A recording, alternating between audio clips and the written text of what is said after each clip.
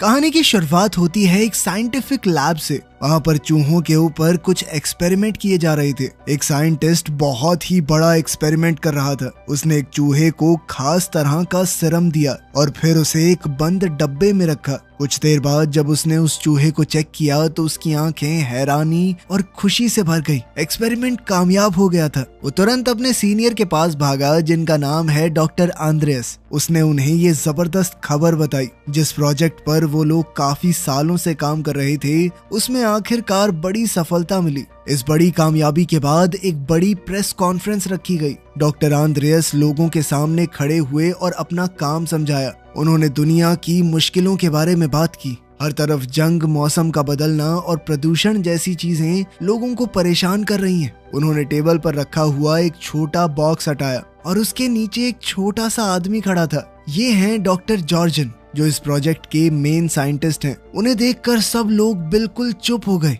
Doctor जॉर्जन ने बताया कि उनकी टीम के 32 लोग, जिनमें उनकी पत्नी भी शामिल है, सबने अपनी मर्जी से ये प्रोसेस किया। वो सब लोग अब 5 इंच के हो चुके हैं। उन्होंने सबको भरोसा दिलाया कि ये प्रोसेस बिल्कुल सेफ है और कोई दर्द भी नहीं होगा आपको। अपनी बात को साबित करने के लिए एक और आदमी ट्रॉली पर बाकी की टीम को ले आया। सभी लोग हैरानी से देखने लगे। उस ट्रॉली पर बहुत से छोटे लोग हाथ हिला रहे थे। डॉक्टर जॉर्जन ने कहा कि ये एक नए युग की शुरुआत है और 5 साल की छुपी हुई मेहनत का नतीजा। इस एक्सपेरिमेंट से पूरी दुनिया को कितना फायदा होगा ये दिखाने के लिए एक असिस्टेंट ने छोटी प्लास्टिक की थैली उठाई। उसने कहा कि इस छोटी सी थैली में पिछले 5 साल में इन 32 लोगों का पूरा कचरा रखा हुआ है। उनका आइडिया बिल्कुल साफ था। छोटा होने से इंसान थोड़ी जगह, थोड़ा खाना, सब कुछ कम ही करेगा। डॉक्टर जॉर्जन ने पूरी दुनिया को खुला न्योता दिया कि जो भी चाहे वो इस प्रोसेस से गुजर सकता है। ये खबर जंगल की आग की तरह पूरी दुनिया में फैल गई।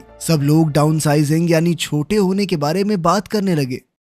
अब कहानी का फोकस हमारे हीरो पॉल पर जाता है। पॉल इस वक्त एक बहुत ही नॉर्मल जिंदगी जी रहा था, अपनी बीमार माँ का घर पर ख्याल रखते हुए। बदकिस्मती से उसके बहुत ख्याल रखने के बावजूद उसकी माँ की तबीयत बिगड़ती गई और कुछ समय बाद उनकी मौत भी हो गई। पॉल एक फैक्ट्री में काम करता था और साथ साथ बीमार लोगों की मदद भी। उसे तहे दिल से लोगों की मदद करना बहुत पसंद था। पॉल की शादी ऑड्री नाम की एक औरत से हुई। उनके बच्चे तो नहीं थे, लेकिन दोनों एक दूसरे से बहुत प्यार करते हैं। शादी के बाद उन्होंने एक नया घर खरीदा जिसमें उनकी सारी सेविंग्स खत्म हो गई। तब पॉल को समझ आया कि अपने सपनों को पूरा करना कितना मुश्किल और महंगा है। एक शाम पॉल और ऑड्री अपने दोस्तों के साथ एक पार्टी में गए। इस पार्टी की मेन अट्रैक्शन 2 छोटे लोग थे, डेव और कैरल। ये लोग यहाँ पर डाउन साइजिंग का फायदा बताने आए हैं। डेव ने भीड़ को बताया कि छोटा होने का कोई नुकसान नहीं है। उन्हें जो कुछ भी पसंद है वो सब कुछ कर सकते हैं, लेकिन एक ऐसी दुनिया में जहाँ उनका पैसा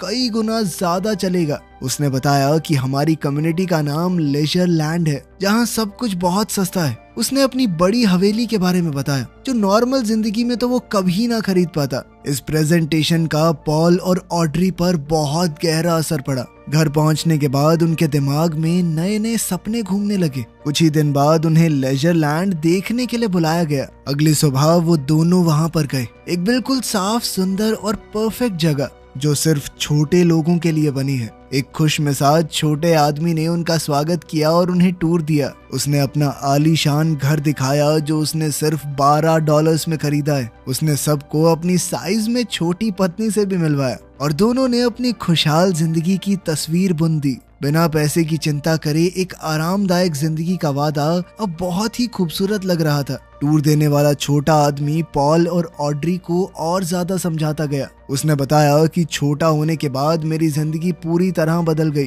कोई भी अपने शरीर में ये बदलाव करवा सकता है और किसी तरह की कोई प्रॉब्लम नहीं आएगी। इसके बाद पॉल और ऑड्री डॉक्टर से मिले। डॉक्टर ने पैसों की सच्चाई बिल्कुल साफ शब्दों में बताई। उन्होंने कहा कि छोटा होने के बाद उनका बड़ा घर बेकार हो जाएगा। वो उसे बेच सकते हैं और उस पैसे से लेजर लैंड में बहुत ज्यादा अमीर हो जाएंगे। वो वहाँ सब कुछ इतना सस्ता है कि वो जितना चाहे खर्चा कर सकते हैं, फिर भी उनके पैसे कभी खत्म नहीं होंगे। आखिरकार दोनों ने मिलकर छोटे होने का फैसला ले लिया। पॉल अपनी नौकरी पर गया और अपने साथ काम करने वाले लोगों को बताया कि आज मेरा आखिरी दिन है उसने कहा कि वो छोटा बनने जा रहा है और लेजरलैंड में अपनी जिंदगी की नई शुरुआत करेगा। उसके साथ ही उसके लिए खुश हुए और उसे आखिरी बार अलविदा कहा। पॉल और ऑड्री एक आखिरी बार अपने सभी दोस्तों से मिले, क्योंकि उन्हें पता था कि छोटा होने के बाद वो दोबारा कभी नहीं मिल पाएंगे। दोनों ने अपना घर बेच दिया, प्रोसेस के लिए अपनी शादी की अंगूठियां उतारी और अपनी पुरानी जिंदगी छोड़ने के लिए तैयार हो गए। अगली सुबह वो कई और उम्मीद भरे लोगों के साथ लेजरलैंड की स्पेशल बस में चढ़ गए। वो बस उन्हें एक बहुत बड़ी फैक्ट्री में ले गई, जहाँ पर इंसानों को बदलने का काम होता था। यहाँ उन्हें एक आखिरी मौका दिया गया अपना फैसला बदलने का। एक ऑफिसर ने पूछा कि क्या आपके मन में कोई भी डाउट है? कोई आपको मजबूर तो नहीं कर रहा? पॉल और ऑड्री दोनों ने पूरे भरोसे के साथ कहा कि वो अपनी मर्जी से ये सब कुछ कर रहे हैं। उन्हें बताया गया कि आदमी और औरतों का प्रोसेस अलग अलग जगहों पर होता है। दोनों आखिरी बार गले लगे और वादा किया कि दूसरी तरफ मिलेंगे। पॉल को उसके एरिया में ले जाया गया जहां बहुत सारे नंगे आदमी खड़े थे। उन्हें छोटा करने की तैयारी पूरे जोरों शोरों पर थी। उनके शरीर के सारे बाल पूरी तरह शेव कर दिए गए। जो दांत खराब या सड़ रहे थे उन्हें निकाल दिया गया। ये सब कुछ बेहोशी के दौरान हुआ तो उन्हें कोई फर्क नहीं पड़ा। बेहोश होने के बाद पॉल को एक बड़ी एडवांस मशीन में रखा गया। यह प्रोसेस लगभग 20 मिनट चला और जब सब खत्म हुआ तो पॉल बिल्कुल परफेक्ट तरीके से सिर्फ 5 इंच का हो गया। नए छोटे हुए लोगों को फिर एक रिकवरी एरिया में ले जाया गया, जहाँ सब कुछ उनके नए साइज के हिसाब से बना हुआ था। अब उनके साथ छोटे हो चुके डॉक्टर्स मौजूद थे। उनके निकाले गए दांतों की जगह पर छोटे आर्टिफिशियल दांत भी लगाए गए। काफी लंबे समय के बाद पॉल को होश आया। वो इस वक्त एक छोटे से बेड पर लेटा हुआ था। एक नर्स जो खुद भी साइज में छोटी है, उसने उसे संभाला और कहा कि तुम पूरी तरह ठीक हो। पूरा प्रोसेस सक्सेसफुल रहा। उसने पॉल को छोटे कपड़े दिए और एक बड़ा सा बिस्किट भी ला कर दिया, जो पॉल के नए नजरिए से एक सोफे की गद्दी जैसा लग रहा था। लेकिन पॉल को अपनी चिंता नहीं थी। उसकी आंखें तो सिर्फ उसकी पत्नी ऑड्री को ढूंढ रही थी। उसी वक्त उसका फोन बजा। ये कॉल ऑड्री का था। उसकी आवाज में डर और पछतावा भरा पड़ा था। उसने जो कहा वो सुनकर पॉल पूरी तरह से टूट गया।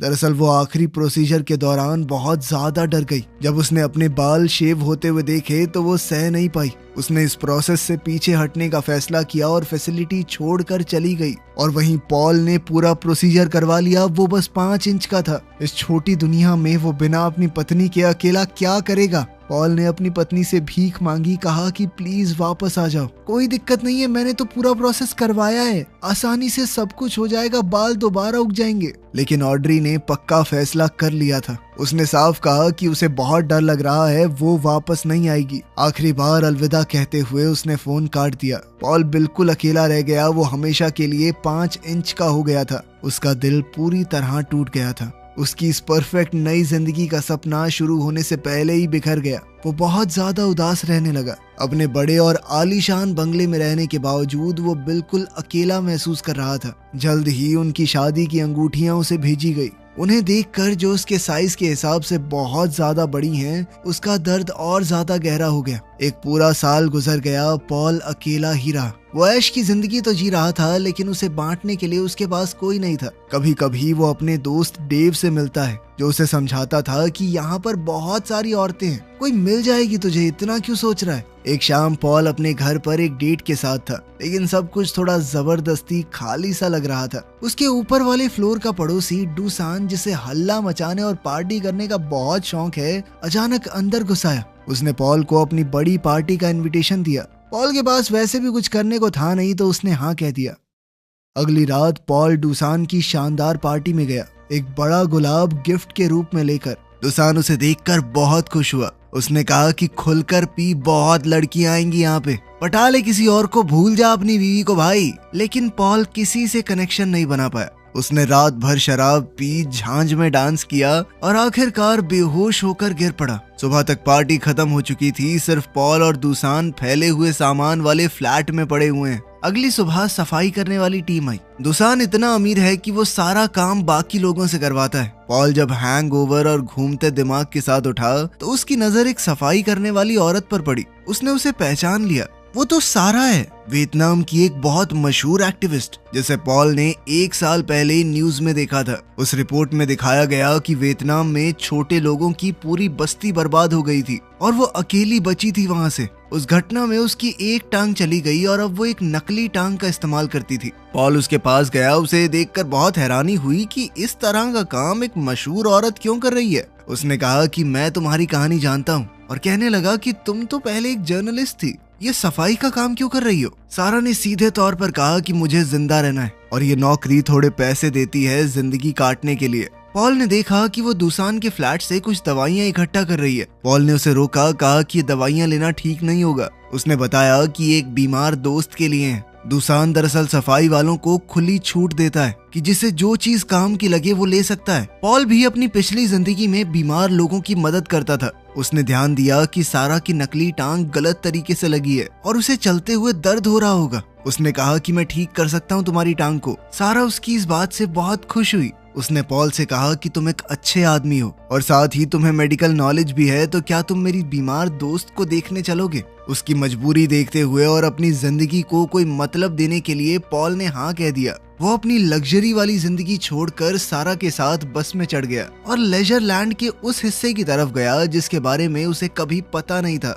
उनकी बस उन्हें लेजर लैंड के एक छुपे हुए हिस्से में ले गई। रास्ते में उन्होंने एक बहुत बड़ी दीवार क्रॉस की। उस दीवार के दूसरी तरफ पॉल ने एक गरीब बस्ती देखी। यहाँ पर उनकी तरह बड़े बड़े घर नहीं थे, बल्कि पुराने शिपिंग कंटेनर्स के अंदर बनी हुई एक झुग्गी जैसी कॉलोनी थी जहाँ सारा जैसे गरीब लोग रहते हैं। वो उसे अपने छोटे से घर में ले गई जो एक कंटेनर के अंदर बना था। अंदर एक औरत बेड पर लेटी हुई दिखी जो बहुत ज्यादा बीमार है। सारा ने बताया कि यही उसकी दोस्त है और पॉल से कहा कि डॉक्टर साहब इसका इलाज करो। पॉल ने कहा कि मैं कोई असली डॉक्टर नहीं हूँ, लेकिन सारा ने जिद की कि मुझसे तो ज्यादा ही पता है तुम्हें। पॉल ने सलाह दी कि दुसान के घर से लाई हुई कुछ दवाइयाँ दी जा सकती हैं। उसने थोड़ा सोच समझकर मेडिसिन दे दी। पॉल ने फिर से कहा कि मैं तुम्हारी नकली टांग भी ठीक से फिट कर दूंगा। इस पर सारा ने कहा कि कुछ दिन बाद करते हैं ये। पॉल वहाँ से तो चला गया, लेकिन वो सारा को भूल नहीं पाया। कुछ दिन बाद वो दोबारा उसके घर गया। सारा के पास एक बुरी खबर थी। वो बीमार औरत जिसे उन्होंने मेडिसिन दी थी वो मर गई।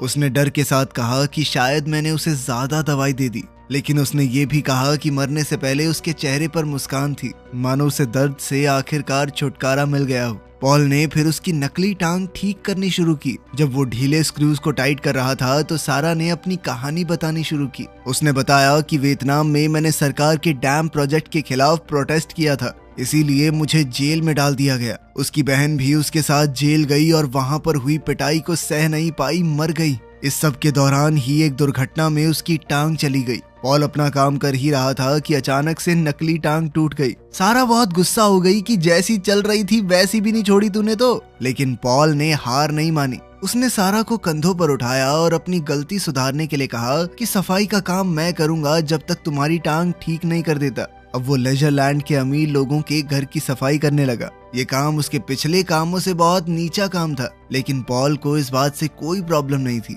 उसे दूसरों की मदद करते हुए फिर से अपनी जिंदगी का कोई मतलब मिल गया था। वो कई दिनों तक उसके साथ रहा। इस दौरान उसने सारा का एक और रूप देखा। उसने देखा कि कैसे वो अपनी गरीबी के बावजूद दूसरे बूढ़े और बीमार लोगों की मदद करती है, उन्हें खाना और बाकी सामान देती है। उसकी ये दया और अच्छाई पॉल के दिल की गहराइयों को छू गई।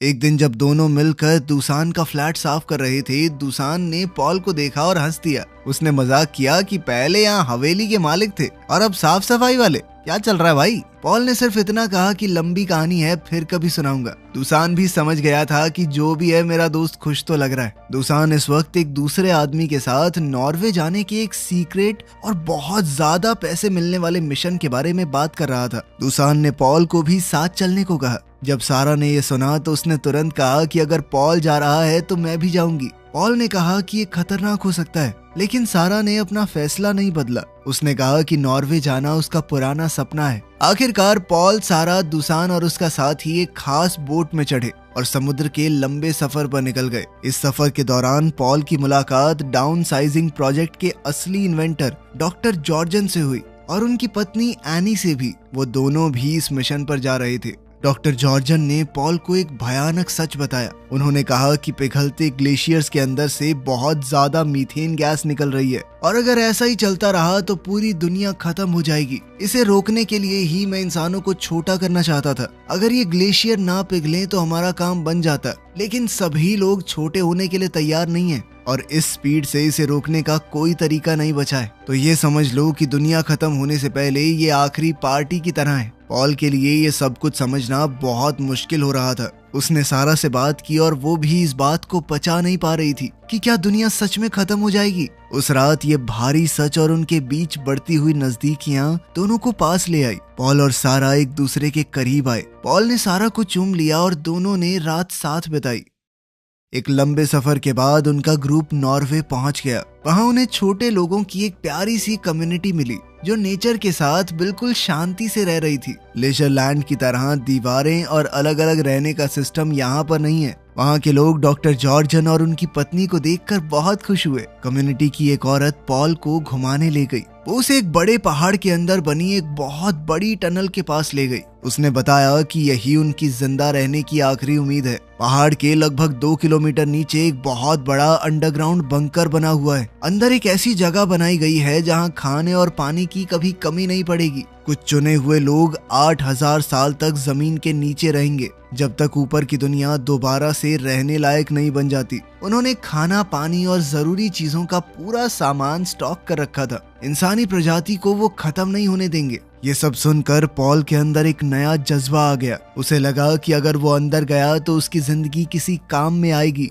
उसने खुशी खुशी सारा को बताया कि मैंने बंकर में जाने का फैसला कर लिया है। उसे लग रहा था कि वो इंसानों को बचाने में अपना योगदान दे पाएगा, लेकिन सारा का दिल टूट गया। वो गुस्से में आ गई। उसने पॉल से पूछा कि हमारे बीच जो कुछ भी हुआ उसके बाद तुम मुझे कैसे छोड़ सकते हो। उसने पूछा कि क्या तुम बस टाइम पास कर रहे थे मेरे साथ, सच में प्यार नहीं करते मुझसे। इस बात का पॉल ने कोई सीधा जवाब नहीं दिया। पॉल अपनी बात पर अड़ा रहा कि मुझे अंदर जाना ही है, यही रास्ता है मेरा। पॉल की इन बातों ने सारा को तोड़ दिया। वो रो पड़ी। पॉल ने दुसान को भी अपना फैसला बताया। दुसान ने कहा कि तू ऊपर रहकर भी तो लोगों की मदद कर सकता है, लेकिन पॉल ने अपना मन बना लिया था। जब बंकर में जाने का वक्त हुआ तो सभी लोग एक साथ सूरज को ढलते हुए देखने लगे। वो जानते थे कि अपनी जिंदगी में दोबारा कभी सूरज नहीं देख पाएंगे। पॉल ने सबको अलविदा कहा। उसकी और सारा की आंखें मिली। सारा बिना कुछ बोले उसे रुकने के लिए कह रही थी, लेकिन पॉल ने पीछे नहीं देखा और अंधेरी टनल के अंदर चला गया।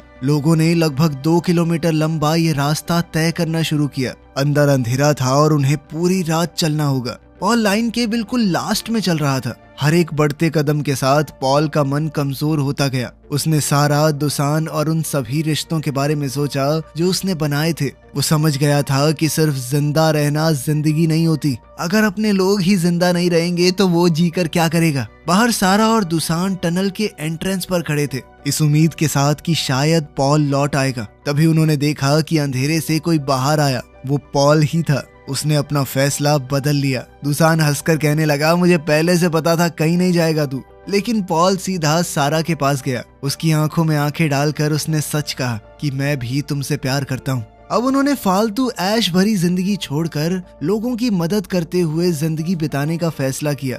वीडियो पसंद आई तो लाइक कर देना, चैनल को सब्सक्राइब कर लेना। मिलते हैं अगली वीडियो में।